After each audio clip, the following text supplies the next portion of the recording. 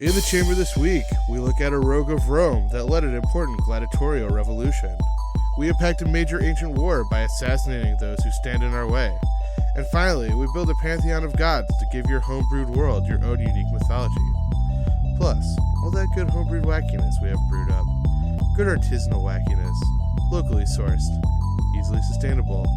Get yours now while supplies last. All this and more on Fandom Roulette. Hey everyone, welcome to Fandom Roulette. This is Joe. And I'm Cody. Oh man, Cody, do you see what I was doing there in the intro? Oh yeah, I want some of that good artisanal podcasting. Oh, I know, right? And eventually when we get like those like good like subscriptions where they pay us money to do ad reads on podcasts. Yeah, like those boxes.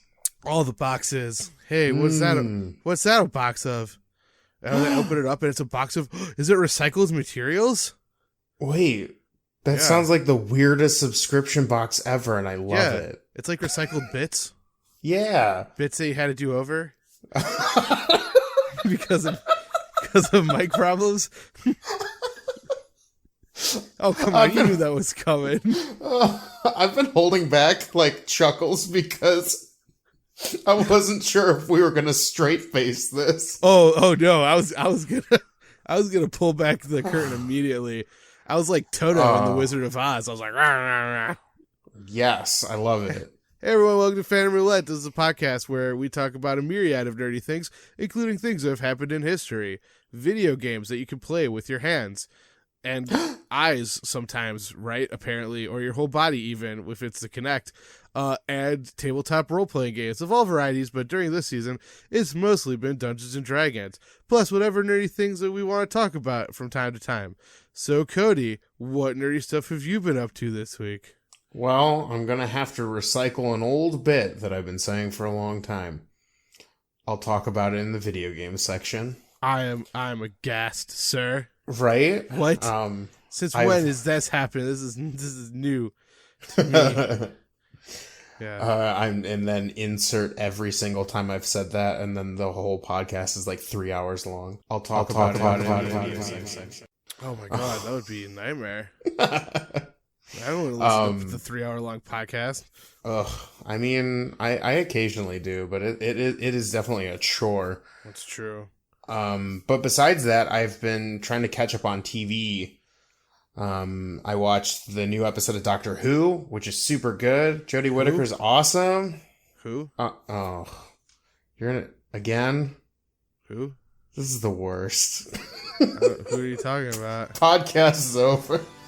Yeah, I did it. And it only took 3 minutes. Yeah, right. But anyways, so yeah, Jodie Whittaker, I heard that she's good in it. Yeah, no, she's super great. I'm really excited. Non-spoilers. First episode was really good. It tends to sit in line with a lot of the episode ones of a new Doctor. So dinosaurs? No, I'd get into it, but or whatever. I think that was one of the season premieres, but nailed it. I don't want to get into too many spoilers unless we do like, a grab bag episode of it, just so that people know. Spoiler corner. Yeah. Ooh, no, that's actually, so good. Not actually, this. Just save that audio clip. But yeah, besides that, I caught up on Magicians and Steven Universe. Nice. As far as I'm aware. Yeah. And started watching Luke Cage season 2, I believe. Whoa. Yeah. Man, I never heard of this before. Wow. Oh yeah, you've never heard of this before. Not once. No, not once, not ever. We're not Yeah. What are you talking about, Cody? You're the God damn it. So what nerdy stuff have you been up to? Oh man, I've also been watching television. Yeah? So yeah, I started watching Jessica Jones season 2.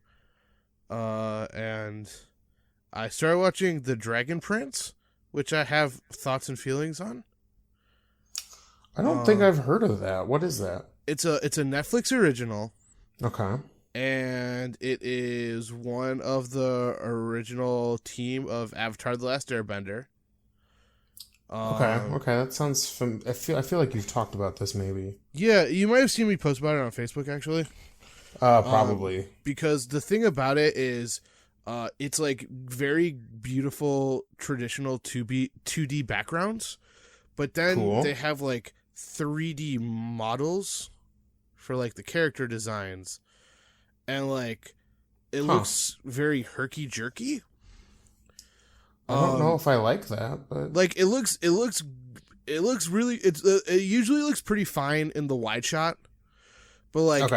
as long as like when they like zoom in on like a character, like sometimes like it's just like their head will be in one spot and they'll just be in another spot, and like very like I don't know, it just doesn't look great. And then I was doing some digging about it, and apparently that was like intentional. Huh. Like okay. they intentionally lowered the frame rate of the 3D models to better fit in with the 2D background, but I thought it was more noticeable that like they didn't look normal. I don't know. It's weird. And then Interesting. Okay. but on the flip side of the coin, I also started watching another Netflix original animated series called Hilda, which is absolutely delightful. Okay. On a scale of crap, now I can't remember Troll Slayer to Steven Universe. Oh gosh. Where does it lean towards? Hilda? Yeah. I would say like more towards the Steven Universe side. Basically, it's like this little girl who lives in the woods, and she's like super duper adventurous, and she loves drawing pictures of like trolls and other fantasy creatures that she encounters in the wild. And then in the first episode, her house accidentally gets crushed, so she has to move to the city. And then she meets a group of friends, and they're like discovering all the weird, wacky things that happen in the city. And it's just, the music is just like very soft and nice, and like she's just very kind and very adventurous, and she likes helping people, and she likes helping fantasy creatures, and it's like what the world needs right now. It's just a little slice of happiness. Very cool. I like it. Also, I totally sacrificed my character heroically in Dungeons and Dragons. I did it. I did it. I did it. I did it. You did. I did it. I did it. You have successfully sacrificed yourself for another, or for several people, I guess. I mean, it was the greatest moment of my life. Yeah, but let's not get too far into that, because we still got an epilogue episode to do. Everyone was so sad. It was great. My friend accused me of being a Tom Sawyer, and he was 100% correct. Yeah, well. So anyways. What can you do? Hey, want to talk about history? You know what? Speaking of sadness and self-sacrifice. Yeah? History. Woo! So, yeah, why don't you tell me about the things that past happened? Yeah, sure. All right. So, I'm going to talk about a guy that you might have at the very least like heard the name of before. It's a guy. Oh, okay. So, wait, real quick, backtrack real quick. In this season of history, we're talking about famous rogues, which I'm kind of using as a blanket definition of those who were on the kind of sort of fringes of society that turned their back on what was expected of them, oftentimes leading to a life of crime. Now, sometimes this could just be like one or two people working solo who are working for the express purpose of bettering themselves, or it could be a person who accidentally kickstarted like a revolution or something. In all these cases, I think the most important thing is that rogues tended to start from the bottom and like turn their back on a society that like did not guarantee that by traveling the straight and narrow were they going to have a good and long lasting life. And this week I am talking about a gentleman who you may have heard of before. Me? No. Oh. He's a guy named Spartacus. Oh, I have heard of him. He's got a Netflix show. It's true. And he's also like a very important person from history. So, Spartacus was a Thracian gladiator. who, along with some Gauls named Cricus, Gannicus, Castus, and Oramus, were one of the escaped slave leaders in the Third Servile War, which was a major slave uprising against the Roman Republic. So this is one of those examples too of a person who like kind of pops up in history during the conflict and then kind of disappears after the conflict, because of just kind of how history was recorded during this time. Sure. So this was like one of the earliest versions of, or like one of the earliest periods of history. History, of course, was kind of invented by a guy named Herodotus, who was a Greek. And it was kind of this, it was one of these early debates between Herodotus and some people argue Homer, who wrote like the Iliad and the Odyssey, where Homer was like, people won't care about history unless we add in like epic like elements to it. So like gods and monsters and interference. And Herodotus was like, no, we must write about history the way that it happened, exactly the way that it happened in the world. So oftentimes like for that, because people were not like writing down their own necessarily day-to-day occurrences, sometimes people like Spartacus will just kind of pop up when their part in the story comes. But anyways, so Herodotus was a Thracian of nomadic stock.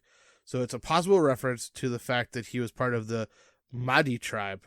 But he says he was a Thracian by birth who once served as a soldier with the Romans, but had been a prisoner and then sold for a gladiator. So, hey, Cody, what can you tell me about gladiators? They got a sick movie. They do. They got some Academy Awards. Yeah, and they beat the shit out of people for entertainment. Yeah, kind of. I mean, that is the very Cody boiled down version of that definition. It's a little more, for sure, not quite as basic as that. So gladiators and gladiatorial combat were a popular thing in the Roman Republic / Empire, and basically it was big kind of sporting events that were often like blood sport early on in the gladiator, but this kind of goes through the period. One of the earliest things about gladiators was that they often would represent different cultures that the Empire of Rome had fought and defeated over the years. So like there was a guy who would have a spear and a net, and it represented a culture like, you know, a seafaring culture that they had fought and defeated. And so oftentimes, not all the time, this is, you know, it's not one of those universal things, but oftentimes gladiators were slaves. Rough. Yeah. So they were not expected to have a very long lifespan. And basically the idea was that you were bought, you were trained in a gladiator school, and then you would fight for the amusement of others. Now, at the same time, basically not every gladiatorial combat ended in death. So that's good at the very least. Yeah, I mean, it's kind of like a common misconception that every single time you saw a gladiator fight, that it would end in people dying. That doesn't feel like a very wise business investment if every game is to the death. Yeah, but like at the same time, most gladiators didn't make it past 4 or 5, bouts. Ouch. Yeah, it was, and so other things too. Gladiatorial combat could represent like famous battles in history. It was noted that the Roman Colosseum could be temporarily flooded, so they could have. Oh wait, no, I don't know if actually the Roman Colosseum could, but there were Colosseums out there that could be flooded to have naval battles, mock naval battles. You can have gladiators fighting animals, and there was a small chance that if you were a popular and prominent enough gladiator who lasted long enough and became popular enough, you could earn your freedom. But this was kind of a rarity. Okay. But Spartacus was a captive initially, and he was trained at a gladiator school near a place called Capua, which belonged to a man named Lentulus Baiatus.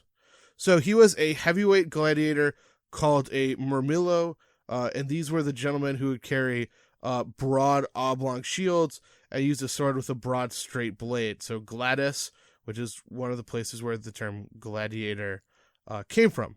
But in 73 BC, Spartacus was a group who plotted an escape.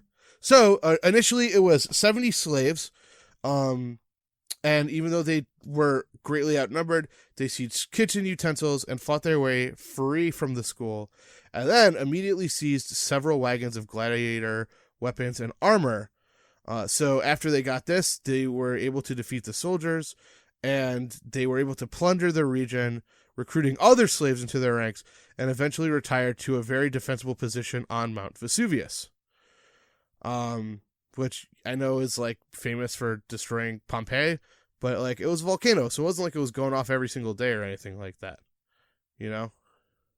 I mean, I just assumed that every day that volcano was going off, and Pompeii was just counting its blessings. Kind of like Mount Doom in Lord of the Rings, except that. Yeah. Well, I mean, I figured all volcanoes were like that. Yeah, I mean, oh boy, I'm glad I'm glad they're not all like that.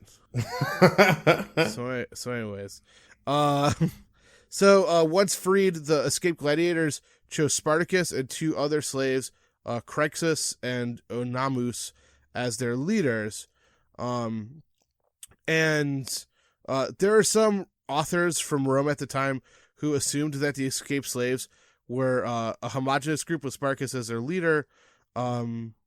They might have projected their own hierarchical view of military leadership onto the spontaneous organization, which means that it's possible that like no one was officially the leader, but everyone looked to Spartacus because he had like military training. So kind of like pirates in a way, like no one was really technically the leader, but when it came to battle, we listened to the person who has the most experience, which sure, that makes sense. That checks. So anyway, this basically leads to a thing called the Third Servile War, which is basically the Third Slave Rebellion. So Roman legions were already fighting a revolt in Spain, and so the Romans consider this more of a policing matter than an actual war.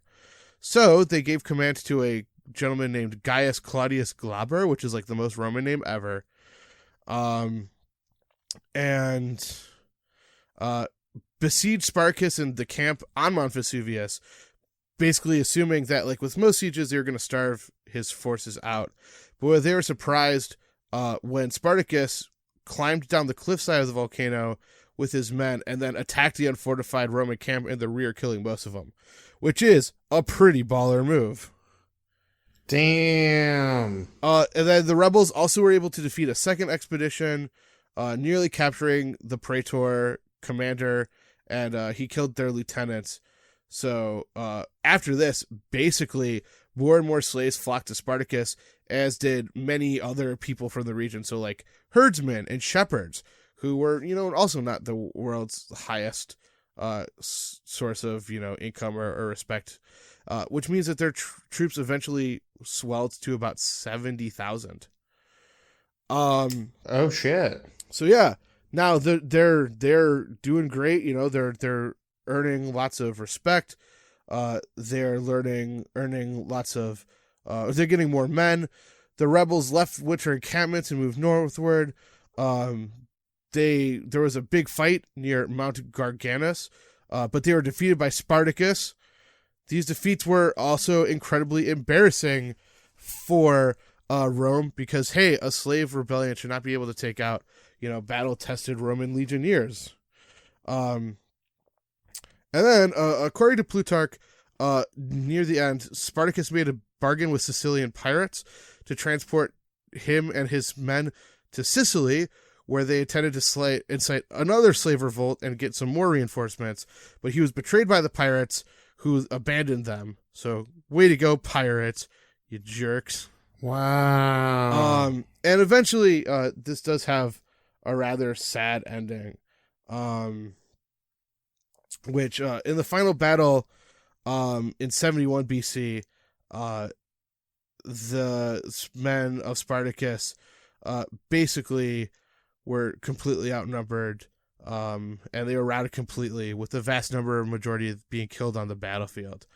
So the sad thing, between the three writers of the time, Plutarch, Appian, and Florus, they all claimed that Spartacus died during the battle, but Appian also reported that his body was never found. So 6,000 survivors of the revolt were captured by the legions of Crassus and were crucified, lining the Appian Way from Rome to Capua, where the revolt originally began. Now, yikes. Yes, I know. So the sort of legacy of the story is everyone just kind of assumed that Spartacus and his men were trying to end slavery, or at least gladiatorial slavery, although there's no evidence of this. They could have just very easily been pissed off guys who just wanted out. And some other people believed that they were just trying to make it back north so they could, go back to their homes in Gaul. But if that's the case, people are also curious why he decided to head south. So it's maybe they just wanted to plunder. But I think that Spartacus is a pretty important story because it shows that, once again, I would argue that Spartacus is a pretty good example of a rogue. Would you agree? Yeah, I mean, he was. I mean, the laws were shitty. Yes. But he was breaking the law, so, I understand the technicality of it. Yeah, I understand. I see. It's also a person coming from, a very low status, in this case being a gladiator, to overcoming and really embarrassing the Romans with his successful revolt. Sadly, it ends sadly, like a lot of these stories sadly do. Lots of sadly in that sentence. Man, I didn't know if you could fit sad into that sentence anymore. It was kind of sad if you thought about it. But anyways, I think it was I think this is an important story. Obviously, it's become popularized. There was a really popular movie in, I believe, the 1960s. 1960 on the dot, starring Kirk Douglas. And then, of course, there have been other versions. So the television series that you had mentioned was one of them, as well as statues and other pieces of art depicting Spartacus and his followers. So do you have any questions for me, Cody? No, I think you pretty much covered it. I mean, anything that I would ask is probably something that is too nebulous or sure, it's history. There's no real. I mean, it seems like at one point they were doing pretty well for themselves, and then they got fucked by pirates. Yeah, and then other things happen too, right?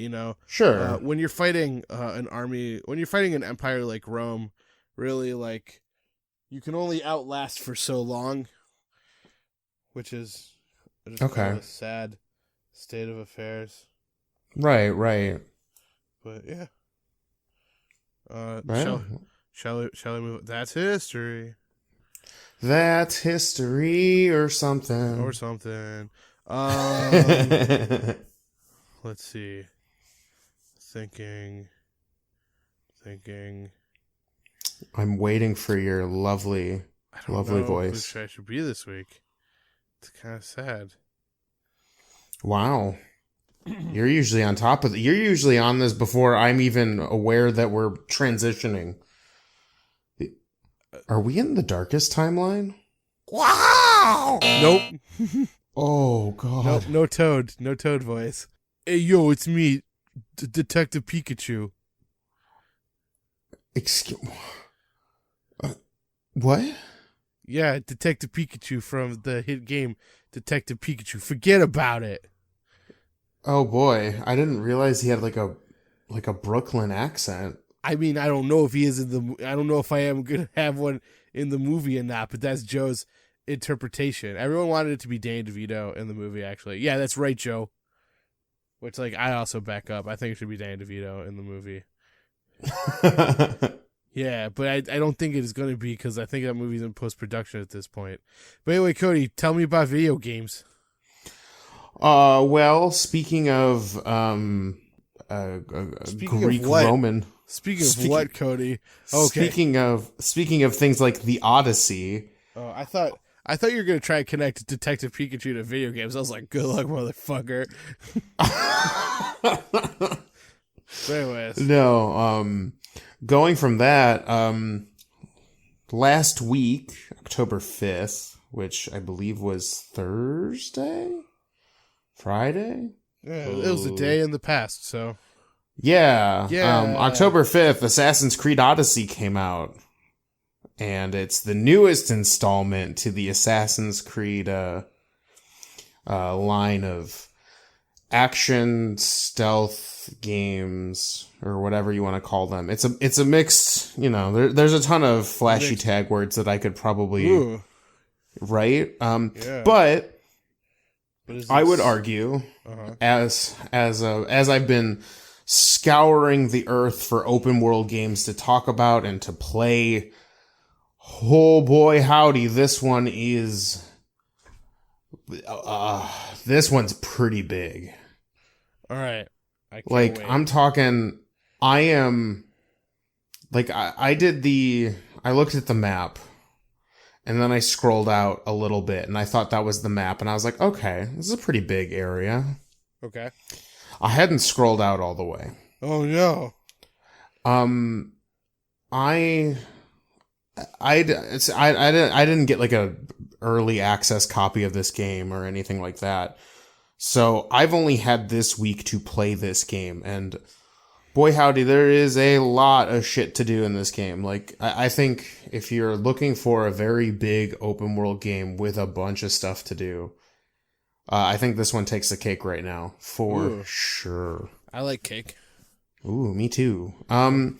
So for those of you who are kind of unaware of what I'm talking about, this game is created by Ubisoft, and more specifically, Ubisoft Quebec.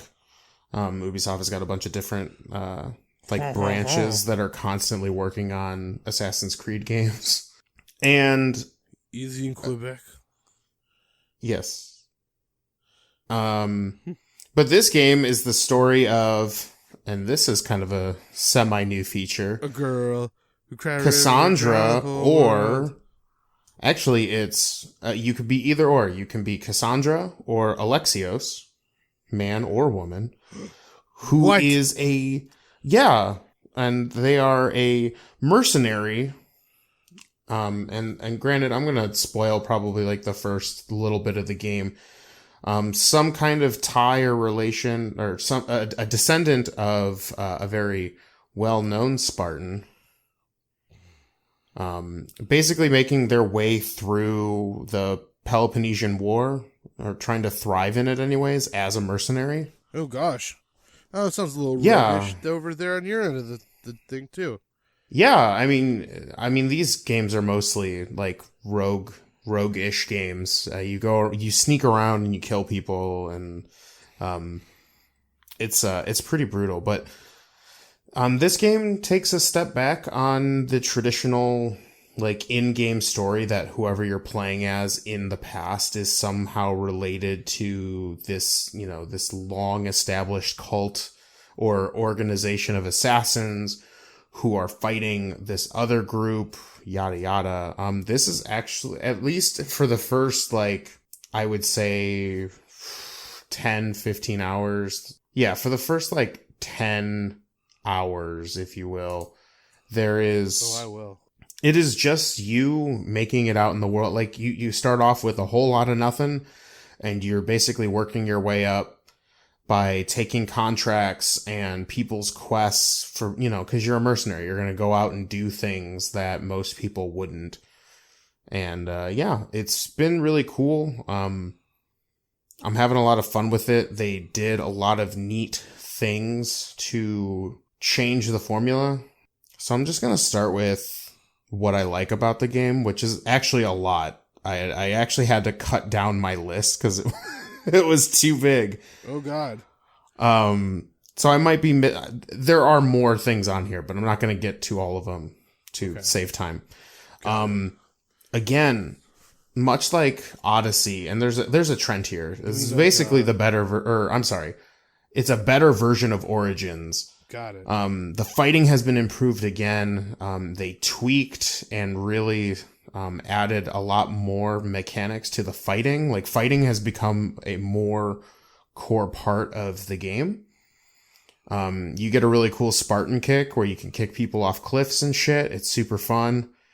I recommend it. They still have like the myriad of weapons, although they made the skills attached to the weapons part of the tree, like the leveling up tree that you get. Okay. And, you know, much like in Origins, like those fighting mechanics still persist in this game. So, you know, if you played the fighting in Origins, it's similar, but they've improved upon it. This game took a lot of, I think if I had to guess, because I don't actually know, I think Assassin's Creed went, man, there's all these really cool, like, action adventure games and, like, role-playing games out there. We should, like, kind of take some of these things and really, like, go fucking ham on it, you know? Yeah. They have, like, dialogue options. It almost feels like Mass Effect in a way. Ooh, interesting. You actually talk with people, and some of the dialogue and some of the choices you make have really weirdly, like, I didn't think this would happen, have really, like, impactful, like, things that will happen in the game. Like, I did a quest and I made a choice, and I'm trying not to avoid spoilers, but it ended up really impacting the first, like, tutorial island that you go on in a really huge way. And I'm still a little salty about it, but at the same time, I'm just so fascinated that, like, a choice I made really, like, changed the world around me, which is kind of weird and uncharacteristic of Assassin's Creed. Yeah, for sure. They also added, much like in the Shadows of Mordor game, you'll see a theme, they take a lot of good things. They added, like, a cool mercenary system where there are other people who are just like you completing contracts and stuff like that for money. Oh, interesting. And what happens is if you know, fun fact, murdering people is illegal. What? Yeah, I know, right? Uh-oh. So if you get caught doing things like murdering people or stealing things, your bounty goes up. Oh, interesting. And once you hit certain thresholds, those mercenaries who are, like, in your tier will try to, like, come and hunt you down. Can you hunt them down? Yeah, you can hunt them down. The first time you do it, or the tutorial island, they kind of make it so that you can't. Okay. They basically want to kind of show you the game. But yeah, when you finally, like, get into the meat of the game, yeah, you can hunt down these mercenaries. You can get bounties on yourself. And what's cool is there's a couple of different options to get rid of your Assassin's Creed wanted level. Oh my god, so, like, it's... Yeah, like... So, what ends up happening is you can either just pay off the bounty, which, you know, requires your money. Boo. Yeah. You can also go and kill the benefactor that put the bounty out for you. Oh, interesting. Yeah, so, like, they show up on the map once you get a bounty in that area, and you can, like, go and, like, if you kill them, like, well, the guy who was going to pay me to get this thing done, like, isn't alive anymore. I can't do that. Or you could just keep killing and seeing how long you go. But the thing is as you ramp up that, like, wanted level meter, like, more people start to show up, and they're like on your ass the whole time. Like, they're following you, and, like, the first time it happens, like, on the tutorial island, like, they purposely make that character, like, you know, a bunch of levels higher than you, so it's really hard to, like, deal with them one-on-one, at least to start. And then once you, like, level up and get some weapons and better armor, and then you can fight them. So, like, it's this really neat system. And every time you kill another mercenary, you kind of go up this, like, tier system of mercenaries. Like, you have ranks. And the higher up you go by killing these other mercenaries, the bigger benefits you get from different things in town. Like if you hit like the second rank of mercenaries, like blacksmiths will sell you weapons at a cheaper rate. Okay. And it's super cool. That's cool. They added a new conquest system. So, like I said, this is during the Peloponnesian War, and all of the areas that you go to are in some way held by the Spartan forces or the Athenian? Yeah, the Athenian forces. And you can basically force the area to go into like a big battle by destabilizing the current faction. Okay. So you can like go to their fortresses and kill their people and go and destroy their supplies or loot their supplies and like get certain people. And then once you do that, you can actually like go to either side and decide which person you want to fight with or which faction. And if you're attacking the current leaders, like, so if the Athenians are in current control and you work with the Spartans to basically boot them out, it's harder, but you get better rewards. So there's this kind of interesting dynamic where you can like go and destabilize people and then, you know, pick a side depending on like how difficult or how much like loot you want. And on top of all of this, they also added supposedly multiple endings to this game. Oh, cool. Right. So like if I didn't already have enough time, they basically want us to go through it multiple times. Hey man. But that's a really cool option because I guess part of it has to deal with how you interact with this war. Get that $60 worth, man. Yeah, for real. I mean, I'm telling you, this game is huge. You will definitely get your $60 worth out of this game. And while this isn't necessarily the most important thing, but it was like a super like highlight. I was like really giddy when I found out the ship combat from Black Flags is back. Hooray! That's exciting. Yeah. Instead of cannons and pistols and stuff, you use arrows and lances and things like that. But it's still really cool. I had a couple complaints though. Okay. And I've been reading a lot about this game because I was kind of curious how people were following this one, because I know Assassin's Creed kind of has this, you know, it has like a good fan base, but there's a lot of people who are like very critical about this game because it's such a long-standing franchise, and I get that. And it was like samey for a while. Oh, for sure. And I've been hearing a lot of people are like, oh yeah, there's romance in this game. You can go and romance people. And I was like, okay, that's cool. And I got to the first one. And they made it seem so much more than it actually... It's basically flirting with a cut to black. Like, there's nothing else. Like, it's just like you flirt with the person and then, like, they'll sleep with you, which feels very like, oh, come on, guys. That's not that deep. Too hot for TV. Right. And then the two other things, and then we'll move on to the middle section.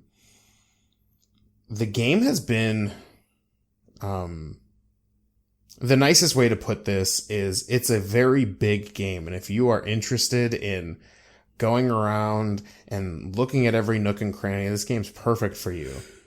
But if you're on a timetable, like at least for me and people who might be in similar shoes as me, this game is grindy as fuck. Okay. There is like, the world scales up with you, and sometimes you have these, like, at least for the tutorial island, like there was like, at one point it was like, you need to be level 5, and I was like level 3, and I was like, okay. And so I literally scoured this island and barely made it to level 5 before I was like out of options. Like, this game is huge. And if you're like me and you want to just get on with the story, like, for the beginning of it, it's been kind of slow going. Okay. So I don't know what it's like at the end, but pretty much from what everyone that I've heard, you know, critics or people that I've watched play, it's pretty slow throughout. Which brings me to my second most, and this one kind of bugs the crap out of me. I never went to the shop on Origins, so I can't confirm how ridiculous the microtransactions are. Okay. But I went to Odyssey. Oh no, Cody, get out! And of I there. wanted to see how bad, dude. I there. did the math. I fucking did the math. So you have to buy what they like Helix credits or tokens or whatever, and you can, of course, as a marketing strategy, you can only buy them in certain bulk quantities. And then things don't cost money, they cost tokens. Sure. So there is a whole section in this shop for time, and it's I think it's literally called time savers.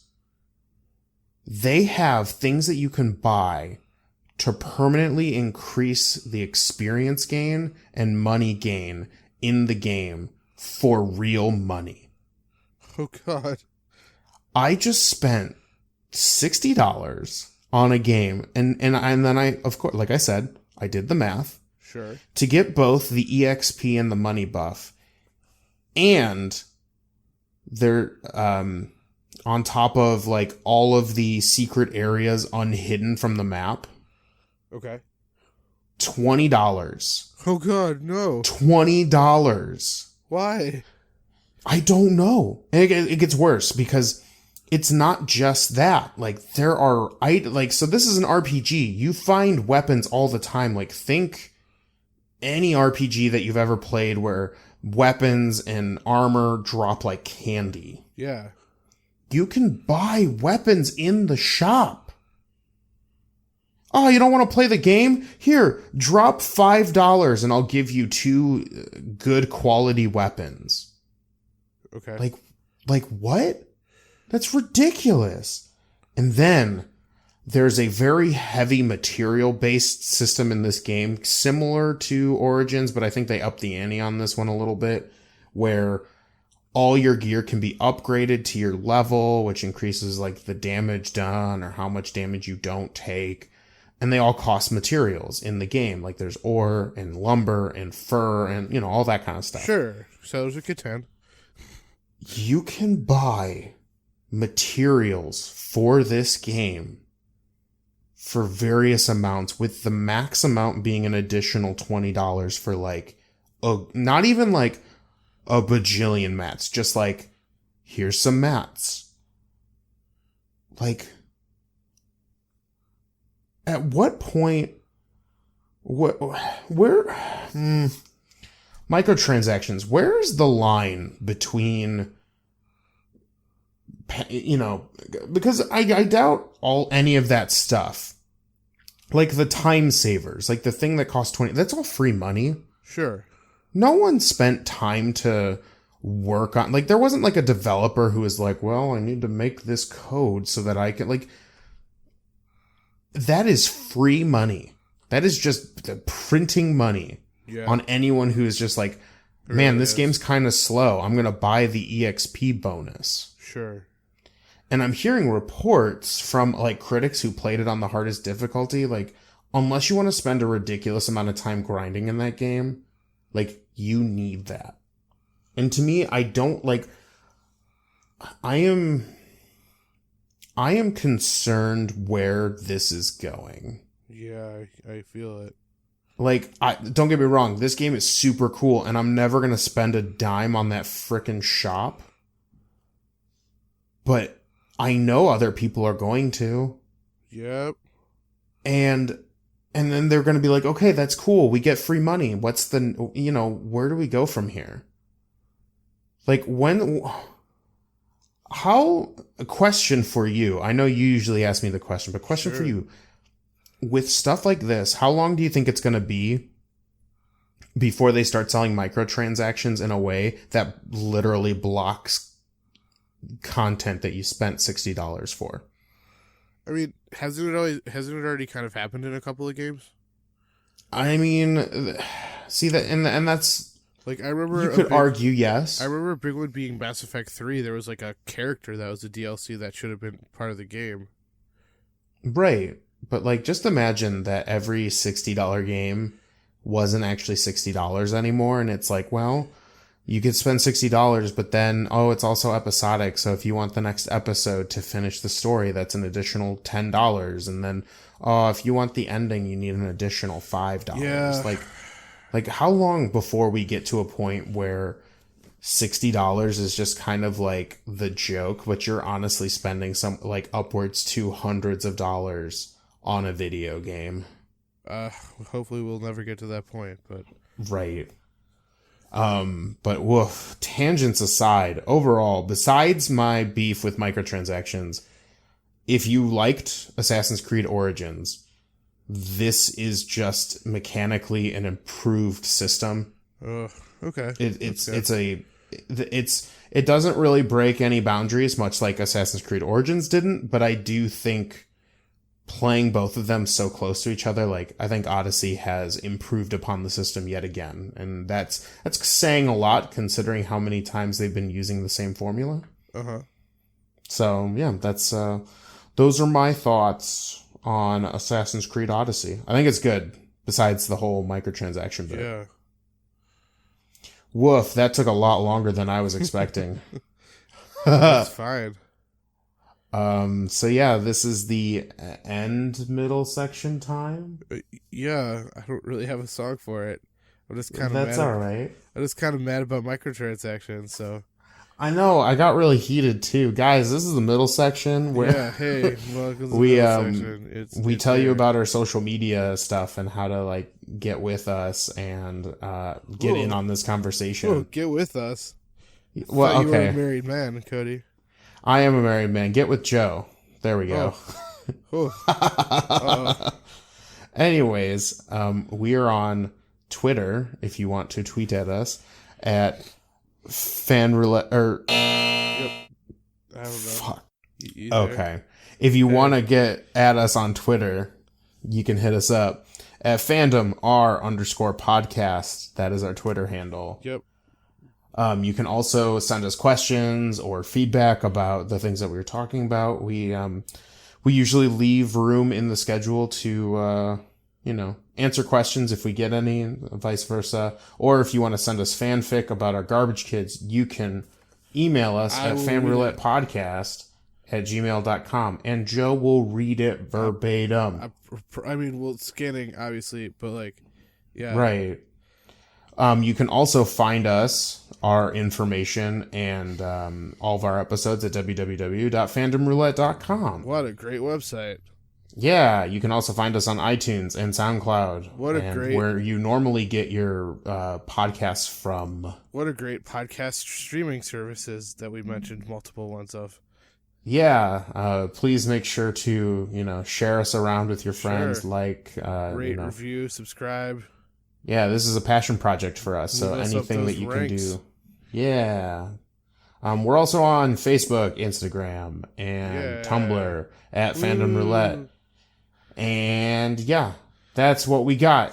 That's our middle section. Sorry, I'm very tired today, Cody. No, you're good. Yeah. But before we get into the last section, do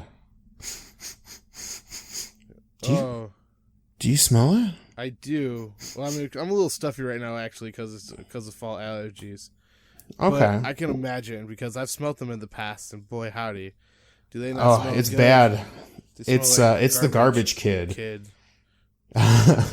This is our little section before a role-playing section where Joe and I take turns making characters for your role-playing game adventures, whether you're playing in D&D, whether you're writing a story and you just want some goofy people. We make people with the top writers and thinkers of the planet to give you these characters. And this week, I bring you Jericho Beast Battler. What? What? That's a good name. Tell me more about this friend, Beast Battler. Yeah, Jericho is a human fighter. Uh-huh. Jericho knew who their parents were. Yeah. and was born at home. Okay, good. Yeah. Jericho is the oldest of 4 siblings in the Beast Battler family. Dang, the Beast Battler parents. You guys getting busy over there, huh? Right. They were raised by their grandparents because both of their parents were executed for a crime. Were they beast battling? Probably. Yeah. They lived a wealthy lifestyle in a small home. Okay, that's fine. There's like a book called The Millionaire Next Door. They like live a modest lifestyle or whatever. Go on. Yeah. Carry on. Others saw Jericho as strange or indifferent, and Jericho had few companions growing up. Yeah, I could see that. Jericho became a fighter because they picked up just about any weapon and knew how to use it. Okay. Effectively. That's okay. Cool. Jericho learned how to master their craft from a city watchguard who taught them how to control crowds and keep the peace. Jericho's signature fighting style is energetic and has them laughing and singing during combat as their spirit soars. Interesting. Jericho is 50 years old and has had quite a few life events leading up to this moment. I'm excited. How many life events? 6. Yeah! Jackpot. First, Jericho would make an enemy of an adventurer, and Jericho was to blame. Whoa. Jericho would fight in a battle and ran away from it. Some say Jericho still feels the shame of of their cowardice. Which is why they became a fighter. Jericho spent a time working to make some money. There you go, nerd. Soon after, Jericho received a stipend from his grandparents that covered his living expenses for many years. That's solid. Finally, Jericho fell in love. Aw, Jericho. And that, audience, friends, who they family, fall in love with, that is up for the audience to decide. Hopefully the person loves them back. I hope so too. Otherwise, really... we got some weird shit going on. Nah, it'd just be like a Shakespeare play. True. But anyway. That is Jericho, Beast Battler. Good job. Good garbage kid. All right. Into the dumpster with you. Right. A question I have to ask you, though. Close. Hot topic. Oh, yeah. Yeah. Yeah, I think they went into Hot Topic, and they finally got that nose ring that they were super excited about. Yes. So they could look like a bull. Yeah, I definitely frequent Hot Topic for sure. Maybe not at the start, maybe not during their childhood, but as things got shittier, yeah, for sure. Hot Topic really reached out to them, on a spiritual level. Yeah, they're like, gotta get one of those nose rings like bulls have. Yeah. I'm staying on this line of thought. So anyways, hey, Cody, should we start off our role-playing game with a section with a brief disclaimer? We shall. Everybody, we've been world building for this season, and today we are going to talk about gods and religion and kind of, in a nebulous way. So content warning, if you feel uncomfortable at all with the conversation of religion, we're sad to see you go, but we understand. So hopefully we'll see you next time. Yeah, we look forward to it. Have a great week, friends. Yeah, and for those of you who want to hear more, guys, we're going to talk about religion and gods today. Yeah. Thanks for sticking with us. Yeah, and again, much like last week, I had a similar phenomenon when I was trying to research religion and gods, and kind of left off more confused as per usual. Yeah. When you try to look at it from a world building perspective, even I was just like, what the fuck? Again, this might be a lot of nebulous ramblings. But I'll try to. I came up with a couple of good starting point questions. We could do a whole episode on this, so I don't 100%. Feel like we need to get super deep into what you should think about, because I think overall, at this point, if you're following step by step with how we've been doing it, you're going to notice that a lot of these questions, like, you're already thinking about because you've made all these other things. So hopefully these are kind of like jumpstart questions, and Sure. I'll give off a list, and then if you want to add, and then we can briefly talk about what we're doing in terms of gods and stuff like that for our building this together. So with that said, kind of a big question. Sure. How many gods are there? Right? Uh-huh. Yeah. Like in your fantasy situation or your world building, how many gods? Is it one? Is it two? Is it, an entire pantheon? I mean, it is a very commonplace in fantasy to have like a giant pantheon of gods for sure. of different things. And I also feel like it's a great starting place for people who want to include their players in the god making process. Interesting. Yeah, because at some point someone asked me like, oh, I want to be like a druid, and I had a particular god in mind for like what that would be, and I was like, perfect. And I feel like while pantheon might be overused in a fantasy setting, I do think it's a great way to incorporate your players' ideas. So yeah, definitely thinking about how many. I'll also throw this one out there if I could interject real quick. Absolutely. I would also find out if you have a person who is just really keen on playing a cleric or a paladin. Definitely true. Because you can keep it pretty nebulous if not. But... Yeah. that was my only... Or druid, I suppose, as well. Any divine caster, you should probably definitely be thinking about the pantheons in a real way before the game starts, just so that you're not caught up in... It becomes a little bit more mechanical if you actually have a person like playing a cleric, for instance. Right.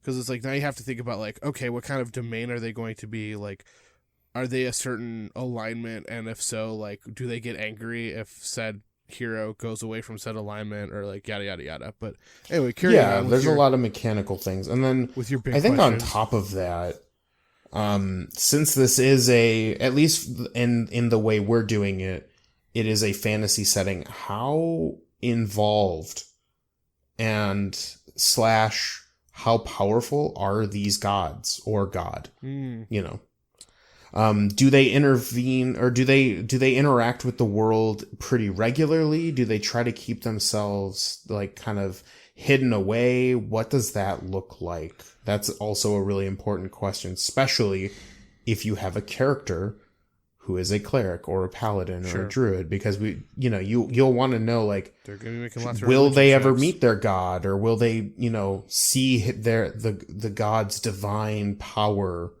other than through them? You never know. Yep. Usually in a god religion scenario, most, if not all, but don't quote me on that, religions have kind of a creation legend. Yes. Or some kind of way to describe the creation of, earth and mankind and the trees and the water, everything. So that's something you should also consider, because it might be a question that your players might ask, like, oh, they might go up to a cleric and be like, how did all this start? And then you don't want to be taken aback because you have no idea. Yep. I thought of this one while I was kind of looking, like trying to like really pin this down, but I think this one's really important to tie your religion to your world in kind of a very neat way. What is the most important historical event to your religion? Okay. So whether that's, like a great pilgrimage or the god, because this is a fantasy setting, maybe the god came down and said, yo, dog, this is my shit, and then left. Like, yep. Having those things happen in your world at some point really solidify the religion as like a staying point. It doesn't feel so like disconnected and disjointed from your concept. This one is, in my opinion, important, but you probably already have been thinking about it because of the culture. What are the values that your gods represent? Mm-hmm. And what do they want out of all of this? Is, are they, if it's a pantheon, are there good gods? Are there bad gods? What are the, the values that they deal with? Because those values should in some way affect the culture that happens to be attached to this religion or this god even. And then the one that I beat you over the head with every week. How does this tie into everything that you've created so far, including, but not limited to, your theme? What theme? Yeah. Oh God. Theme. How do these gods fit into your idea? Because if they don't, or there's no way to tie them there, they might feel out of place. You know what I mean? Yeah, I agree. So those are like the questions, like my starting off questions. If I think you had those are any fantastic questions. Yes. A couple things I will throw in, just for my own 2 cents worth. So I was talking to my good friend, who DM'd for me in college, and he said that one of the things he suggested is, if you're playing with a lot of first time people, be open to letting them go with deities in the book as well as your own deities. Yep. Because sometimes creating a gigantic pantheon of your own can be a little intimidating for them. Correct. And then I would say as well, if this is your style, maybe go and try to find some works of fiction that have good pantheons to kind of see how they are writing their pantheons. Yeah, absolutely. So some examples I would throw out there. This one is incredibly long, but the Song of Ice and Fire series has examples. They have a lot of really cool and interesting examples, like a pantheon that is more or less modeled after Christianity. Interesting. Because it's like seven, but it's the 7 parts of one god. Ah, okay. And so, and he was like, I've heard George R. R. Martin giving like speeches before where interviews before where he's like, I didn't want to just like take a religion that already existed in the world and then like be like, it's not Islam, it's Mislam, like. Right. He's like, I wanted it to look and feel like a reaction, like religions that we were used to, but like feel also different. So like another example he has a really interesting and good example of a Gnostic religion, which is a religion that is basically dual gods, but one is inherently good and one is inherently evil. There's actually, if you look at early Christianity, there's lots of Gnostic, or rather, there are some Gnostic believers out there who believed that there was like a second God who was the God of all darkness, and that by following Jesus, we were following the God of light. And then a lot of Christians were like, no, there's only one God. And then other things as well. Another good one is Scott Lynch's Deliza Loch Lamora. I know I've brought this one up before. He doesn't get into quite as many details, but he has a lot of interesting religiosity that kind of goes through his books. And then the third one is a book by a gentleman named Ken Liu, which is, I'm blanking on the title right now. I'm going to simultaneously look it up and keep talking. That one is, this book is a good example of a kind of, it's called The Grace of Kings. There you go. That one's a good example of a pantheon that has a kind of Iliad and Odyssey feel to it, where it's like the gods are very much involved in the events of the book, even though they have pacts that say that they're not allowed to be, but it's like there are whole chapters that are narrated by the gods, which are fantastic and a lot of fun. Cool. So these are good examples of not only how to build a pantheon, but things to think about. So like in all these cases, they have their own like unique iconography, how their temples look, Yep. how other cultures have impacted your city. So for instance, in like the Lives of La Clamora, like there are temples to gods that people who live in that city don't necessarily believe in, but because like you're in a commerce town, you're going to have a temple because you want a person from a foreign land to feel safe when they come there, you know? Right. But yeah. And I guess my other point was one that I made earlier when I kind of jumped in, which is obviously don't spend too much time on this, but have kind of an idea of, at the very least, the domains that your gods are going to be, on the off chance that you do have a cleric. And one of the things I learned from you, Cody, is that also don't be afraid to to have your gods kind of fill multiple pantheon or domains. Yes. Because, hey, like, you know, there's lots of different ways to interpret, you know, gods and stories and things like that. So why not have a god who can be both life and trickery, you know? True. I also think that there's a couple different ways, or especially with, it might be interesting to see what like domain in 5th edition, there's like domains that you pick and they basically augment certain abilities of the cleric. Like some of them, you know, increase life. Some of them make you do more damage. Some of them are more thematic, like you can call upon the storms and shit like that. Yeah. But it might be interesting to see what that situation looks like in a monotheistic fantasy. That would be rather interesting, I think. Yeah. And you know, mechanically, if you are doing this for a role-playing game at a table, you know, talk with, again, session 0, talking with your group, your players, to figure out, like, you know, what needs to be set up right away and things that can wait for you to kind of fill in and ask these kind of almost philosophical questions to yourself. Because I remember going in kind of thinking I was going to be a knowledge cleric, and then I ended up being a life cleric because it was it looked more interesting. Then I ended up at the end being a trickery cleric. So it's true. Yep. Shall we go through some gods?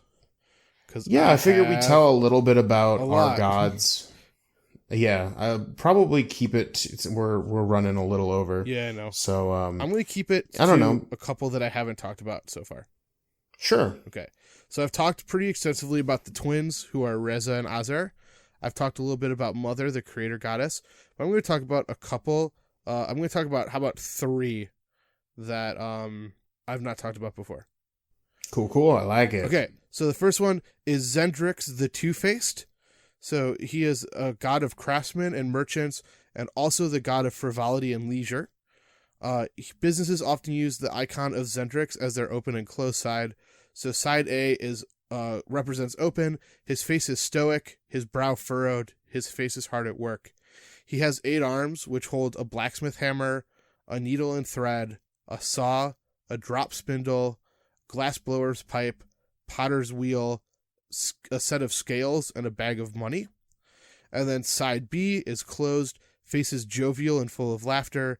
His 8 arms hold a stein, a pipe, a musical instrument, a set of dice, a flower, a sports ball, and then scales and bags of money. So Zendrix represents commerce in all forms, the serious, the hardworking, the leisure, gambling, etc. His official temples tend to be extravagant halls filled with beautiful works of art, and they're also kind of reminiscent of casinos. And I determined that he is chaotic neutral, and then his pantheons were going to be forge and trickery. Biondo Peacebringer or Biondo Everready, he's one god with 2 sects. Early in the Church of Biondo, there was a schism. His icon is that of a smiling young man holding aloft a scroll but clutching a dagger under his vestment. To the Peacebringers, Biondo is a god of ambassadors and ghost diplomacy, the knife representing the failure of diplomacy, war. So he's lawful good, and his knowledge, life, and light. To the Everready, Biondo is the god of assassins and spies, using espionage and subterfuge to bring peace through assassinations. So I have him as chaotic good, trickster, knowledge, and war. And then the last one I want to talk about is Lakora Tanja, who is the Lord of the Forgotten, orphans, beggars, bards, and secretly thieves. So Lakora does not have temples, but he does have followers. And while the other gods don't approve of his lot, Mother always had a soft spot for her youngest child and keeps him safe. So chaotic, neutral, and trickery. So those are 3. I have a couple more, but I can talk about them later. Yeah, so. Cool. I like them. I like Very them too. neat. I had a really good time doing this week. I'm not going to lie. And I assume that you're doing like a what's the word, polytheistic pantheon situation where these all exist in like the kind of the same. Yeah. In fact, one of them, like she's the Tempest goddess. Okay. And like her temples always exist at the edge of like any entrance and exit of a city, and basically like all the gods are okay with you paying her like a little tribute so you can travel safe. Or the workaround is if there's ever a paladin or a cleric or a priest of her, and they ask to travel with you, you can skip the toll by escorting them to wherever they're going. So cool. I like it. yeah, that was a fun one too. So anyways, who are your gods? Anyone you want to talk about? Okay. So I'm going to talk about mechanically because I didn't really get into it last time, but so for my first 2 worlds that I built, I did a very traditional Pantheon thing. But I still wanted to keep that openness to allow a Pantheon, to allow people to, buy in by creating their own gods if they so desire. But I wanted to make it a little more interesting, something that I hadn't done before, but still keep that feel. So the world is, like I said before, Lundar fell very dramatically and violently to this cataclysm. So the premise of this world is that the gods have died. There was a great, cataclysmic battle. And just one day out of the blue, clerics and paladins from all over were no longer able to cast spells. All of their divine powers were siphoned off, and this left their society in shambles because they relied so heavily on the gods to provide for them, and very quickly everything went to chaos because a plague had walked through. And normally, with divine magics, you can cure plagues pretty normally and through magic. But all of a sudden, this plague washed over, a very large portion of Lundar and killed a lot of people. And with nobody to resurrect or bring, curing diseases and things like that, everything went to chaos. Okay. So that was the fall of Lundar. Oof. What exists now are people or creatures, just beings that have acquired godlike powers. Unbeknownst to people, these demigods live on the planet. They don't exist as these kind of omnipotent, omnipowerful beings. They are creatures and people who live just like the rest of us. Okay.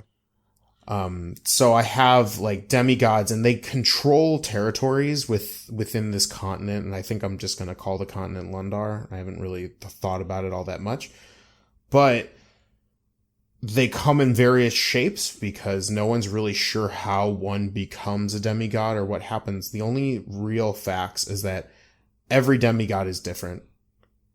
They're very powerful, but they're not immune to death. Ooh.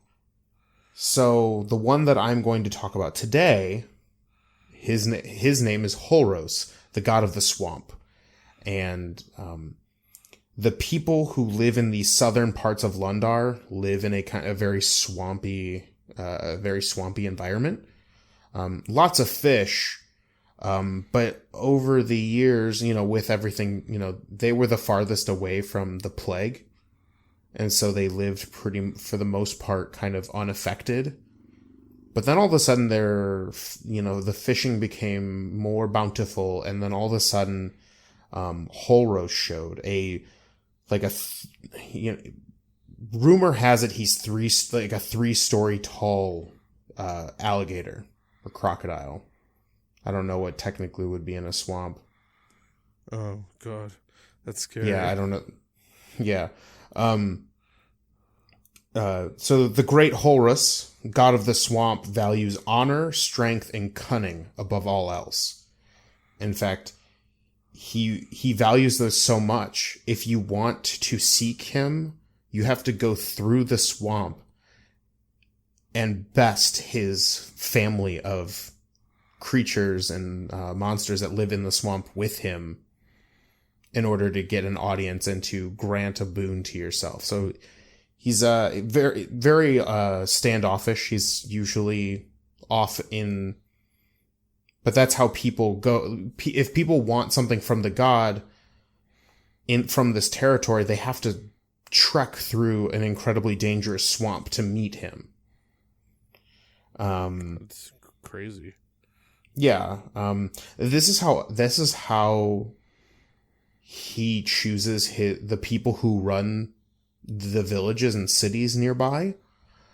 Anybody who has ever made it to him to seek audience is usually granted basically a boon of like, okay, you're the mayor of the city, or you're one of my chosen followers. And so his religion hasn't